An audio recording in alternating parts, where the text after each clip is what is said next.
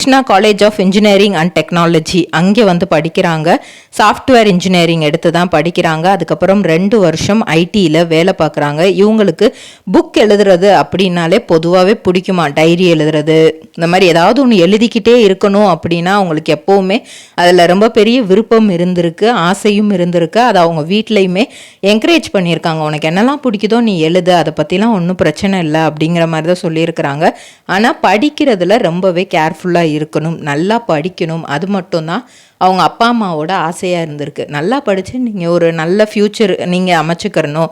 ஏன்னா வந்து அவங்களுக்கு வந்து 2 பொம்பளை பிள்ளைங்க. வர்ஷினி ஃபஸ்ட்டு, அதுக்கப்புறம் அவங்க தங்கச்சி ரோஷினி. இவங்க 2 பேரும் தான். ரோஷினியும் இப்போ ட்ரிபிள்ஆர் ட்ரேடிங் கம்பெனி, எங்களிடம் பாக்கு மட்டை தயாரிக்கும் மிஷின் கிடைக்கும். அதற்கான ரா மெட்டீரியல்ஸையும் வருடம் முழுதும் நாங்களே சப்ளை செய்து வருகிறோம். நீங்கள் செய்யும் தட்டுகளை நாங்களே எடுத்துக்கொள்கிறோம். அதற்கான லோன் வசதியும் செய்து தருகிறோம்.